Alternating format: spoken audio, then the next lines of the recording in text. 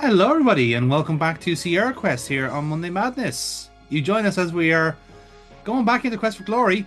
Not us personally, because good Lord, I just can't. But once again, I've taken to the internet to see what happens in this weird and wonderful world. And look at this fucking what the fuck is this shit? Actual graphics rendering. Oh gee, oh okay. Graphic design is almost certainly my passion. No, what cheesy fonts. Well, I'm like literal word art, lads. That's like,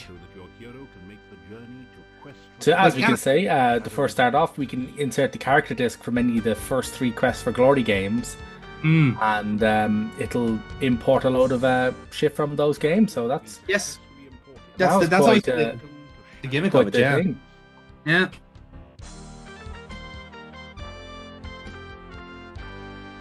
So it gives you the option for Paladin now as well. So you're into the fourth game now. Kind of like you can't really like hide the Paladin from people now. I do like the kind of graphic here for the thief is that he's mid sneak. He's like halfway through encroaching on somebody.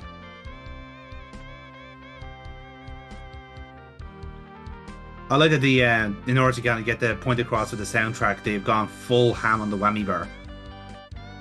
Like Yeah, they're someone really someone is going doing a like, guitar riff through MIDI and having a great time of it. yeah, they're giving that tremolo hell. Yes. You find yourself in this strange place. The only illumination, an eerie green glow. You've lost your weapons. Eerie green glow. Well, how convenient. We just start from scratch all over again. Isn't Pretty that much, handy? Dominic. The thing about this is it takes up literal moments after Quest for Glory 3 ends.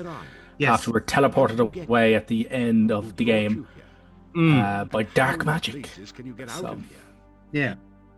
By the way, in case you're wondering, that voice is very familiar because I was like, I know who that is, and it's thrown me off, and I just confirmed, John Rhys Davies.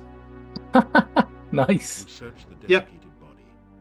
The only still usable item He is the narrator of this game, so we're going to be hearing him a lot.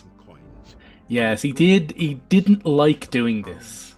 No. As well. It should be said, he did describe this as the job from hell, due to the sheer amount of work that it required. So There is, in fairness, there's a lot of there's a not just these games just naturally have a lot of narrations, like as well. yeah, apparently, from what I can see, the script,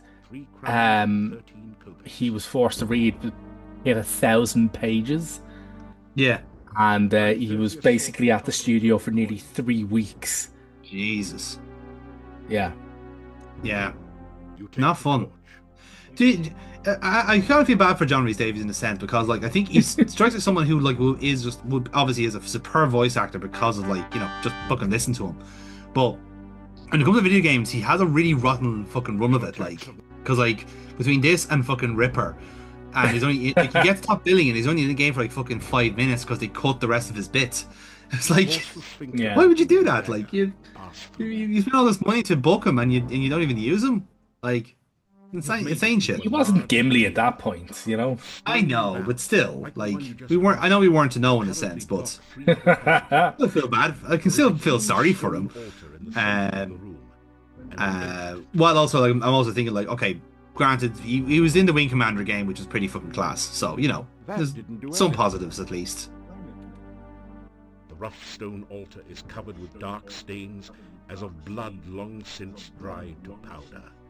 You do kind of feel sorry for some of these lads who do have to do these kind of like, narration jobs because, like I said, it is just so much fucking text to do. Like, I'm even thinking, like, if someone had to voice act like something like fucking, I don't know, any other adventure game, like, I'm thinking, like, outside, like, the ones that already come with narration, Yeah, it's like when you're doing narration, so you're literally describing absolutely fucking everything. So I suppose that's where, right, and like this is like it's quite verbose that everything like it's The heavy rope bridge. it's not a game where they use 2 words where 7 could do, and obviously they're still not brave enough with the visual cues to cut it's not down. edited. Like the editor was away on holiday for this one. Everything you do hurts. But it's still also like kind of a carryover from like the thinking of the old adventure games, where like we have to actually tell and show because the show is not strong enough yet. You know, it's kind of it's such a carryover from even just the text adventure days where everything was described in agonizing detail. Yeah. Whereas now you don't have to do that because it's right there in front of you. Just in time to avoid being crushed by its closing jaws.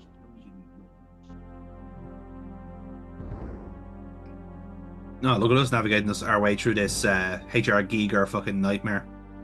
You are alive. Only one person has ever walked away from there before. Who are you? Cross between Irish and Norwegian. An interesting. There are so many I was thinking Slavic, although I suppose maybe my speakers are fucked. so dangerous. No, I think Slavic is what the target is. The town is due north. Like it's certainly like Mordavia sounds a bit Yeah, like I was going to say the town name is Transylvania Mordavia. Yeah. Oh, by the Good way, luck. My name is Katrina. I hope we meet again sometime. Incidentally, Farewell. Jennifer Hale. Yeah, I was about to say that for her first ever video game role. So she would later go on to bigger and better things, voicing the Femme Shep and Bayonetta. And Naomi Hunter, of course. Noted traitor, Naomi Hunter. She was only in Bayonetta 3. Yeah, because she took over from the one who remember there was the voice acting row with the original voice actor. It's a whole thing. Don't ask Adam. You'll get a fucking TED talk about it. Yeah. He'll start texting us now. Also, Fall from Grace and Playscape Torment. Oh, of course, yeah. And she does do voices in Baldur's Gate. I think it's kind of hilarious. She does two different characters. Like she does one character in Baldur's Gate 1 and one in Baldur's Gate 2. Yeah. I think. She's busy. She gets around a lot. Like. Your discography is like fucking colossal. Yeah. I like there's now a jump motion there. That's a nice touch there. You can now you can do flips and shit now. That's pretty cool. Are we doing this old trick of the Sierra fucking path that's really narrow and might die? Oh, there we go. That's fine. they took over. You'll probably notice as well that this is a lot more fluid going than the previous Quest for Glory. In fact, actually, all the subsequent ones as well. They actually hit the nail on the head with this one. This 4 is widely considered to be the best of the lot. It's a massive step up on the third game. Like I actually kind of felt like I did myself a disservice for not playing it. Yeah, I say that, but probably 2 hours in, I'll get really fucking annoyed at the grinding and go, okay, fuck off! So yeah, a few hours in, we'll be rivaling John Rhys Davis for how much we fucking hate this game, you know? I've been here for 3 weeks and I haven't been fed once! With my last breath, I cursed Ken Williams! And Zoidberg. Oh, wait. No, shit, wrong game. Oh, it's a graphical glitch coming to get us. Oh, I'm sorry, but what the actual fuck is that stance? What's this fucking shimmy shit going on here? And the music as well. Fucking plumbers don't wear ties. I quite like that stance in that what he's doing there is he's putting his head as close as he can to the enemy while keeping the blade, the thing that he's using to attack the enemy, as far away as he can. Yeah, I like that. Enticing them in, yeah, exactly. I like that, I quite like that. Normally, with weapons training, you want to keep the bladed, pointy thing between you and the enemy, but no, he's like, no, my head is a much better alternative to that. Exactly, yeah. It's a shinier target, that's all it is. To keep birds away from the newly harvested corn. The health bar just being there all the time is a nice touch, though. I'm a fan of that. That's a big deal. The curved staff has a very organic look to it. Its curves seem somehow feminine. You can feel a sense of magical power radiating all around it. Well, let me guess. Do we have to revive this woman from the stick? I feel like that's what's going to happen. You! How did you get here? Why are you here? Few strangers come to Mordavia. I am the Burgomeister. It is my What a job great to name, know by the way. everyone and If you want to make a pro wrestler, that's the name you want to go with. I The am Burgomeister. Burgomeister. Yeah. The Burgomeister stares at you. That's it. suspiciously. The Burgomeister. Yeah, he'll have a finishing move called the Quarter Pounder or something like that, you know? Oh, what a Neil, you're on it fucking today, man. You're on the good gin tonight, man. Fucking hell. When it's off the top ropes, it's a Quarter Pounder with cheese. the gate would be open. Tell me no more lies. Oh my god. Fuck, I'm gonna have the nickname for the RPG. Yeah. Watch that. Somebody else will already steal it, pricks. They're always on our Put your biting thumb our on your shit. nose and wiggle your Listen, fingers if while you want to rubbing join the your RPG, you can play the Burgomeister. How does that sound? We need no more fools around here. Go away. But yes, this voice acted by Greg Berger, by the way, who does a lot of video games, just overall. But I suppose everyone will kind of know him as Odie from the Garfield show, and a few others. So, and Grimlock from the Transformers, if you're into that sort of thing. Although I am quite a big fan of his kind of, you know, Slavic bodyguard stance here. It's a nice touch. Except perhaps you. Damn it, Amazon. This is the town of Mordavia. There is an inn and a Mordavia. shop down the street. Okay, so we've gone from what, like kind of Bavaria to The sooner you leave, was the it better. Arabia, then There Africa are ish, many and dangers then in Mordavia. now we're into That will Transylvania solve. territory. Do not need a Yeah, we're now into stir Slavic, of new Yeah. ideas. Slavic countries. Yeah. There are many strange and dangerous creatures that live in Mordavia. Trust nothing. The gates of this town are closed at sunset. Do not let yourself get caught outside after So dark. basically, A few the will team of survive Quest for Glory Mordavia played night Castlevania and or went, remain safe. That's yeah.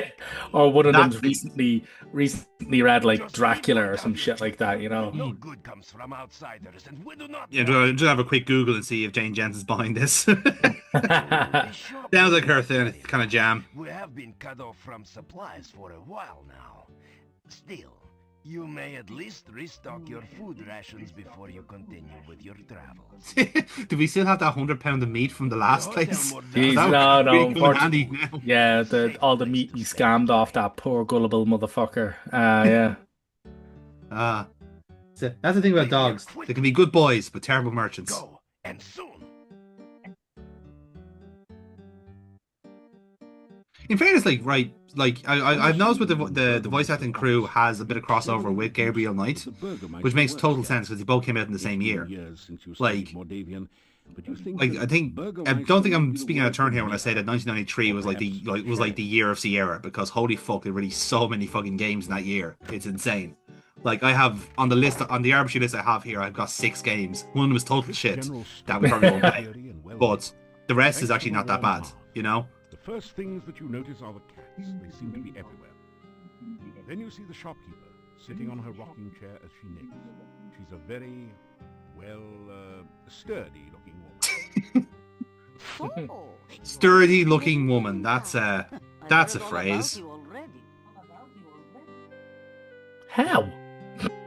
The cozy cat conveys It's a- calmness most common in comfortable confine. This is a store. I do like that Quest for Glory has kind of preempted the usual like jokes about black cats being just voids and just not even remotely giving them shit, giving them like definition. They are just voids. And I sincerely hope whoever the person that's doing this playthrough is doing a solemn duty and checking that you can pet the cats in Quest for Glory 4. Because if they haven't, we're gonna have to have words. Mrs. Stovich is too formal after all. We don't welcome strangers here. They bring nothing but trouble. All the same, it's good to see a new face again. Again, for those who want to know, this is voiced by Susan Silo, who also featured in Gabriel Knight's Sins of the Father as well. Ah. Done an awful lot of voice acting, like just constant. But she was in the original Batman. That's how. Like, she's from born 1942, so she's still going, which is nuts.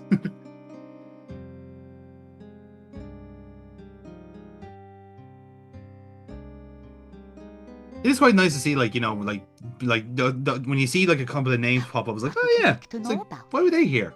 Yeah, I'm glad that they're here, but why? I think, yeah, they learned their lesson from just getting the Sierra staff to do the voiceover.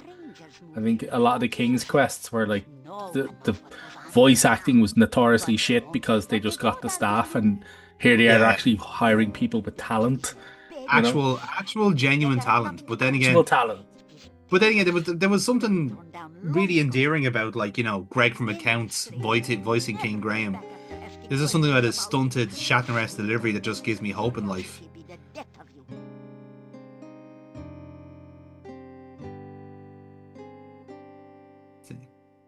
Come on, pick a card in your card. No question about it. They change into wolves at night, eating anyone they can get. Nothing can kill a werewolf but silver or magic. Okay, so we're starting to establish our first quest here. Kill werewolves. Or something. Kill them all! Gypsy werewolves, Neil. It's in keeping with the area. Who really runs the inn.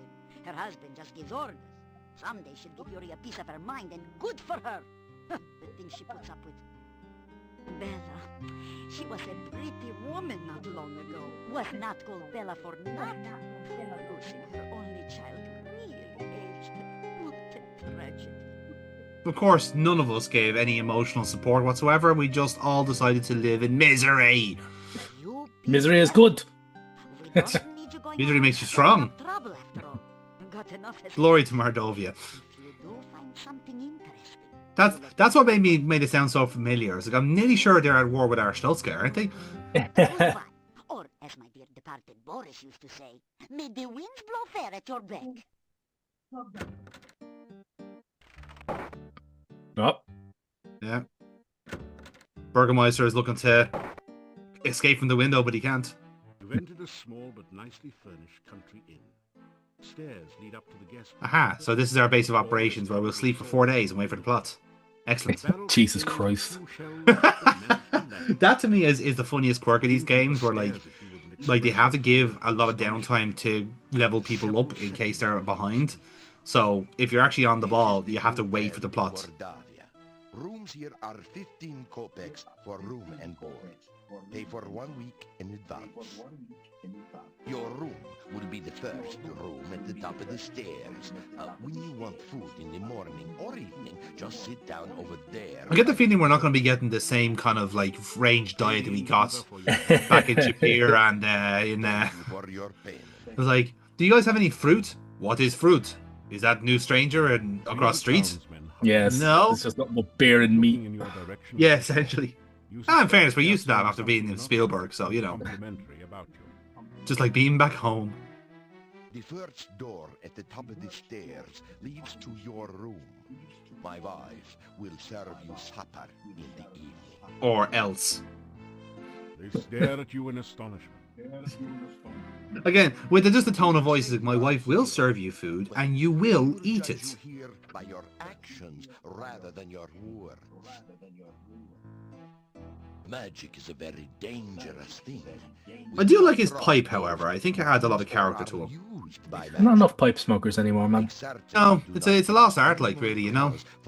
That's what I think what the vape industry is missing is like a classical vape, you know.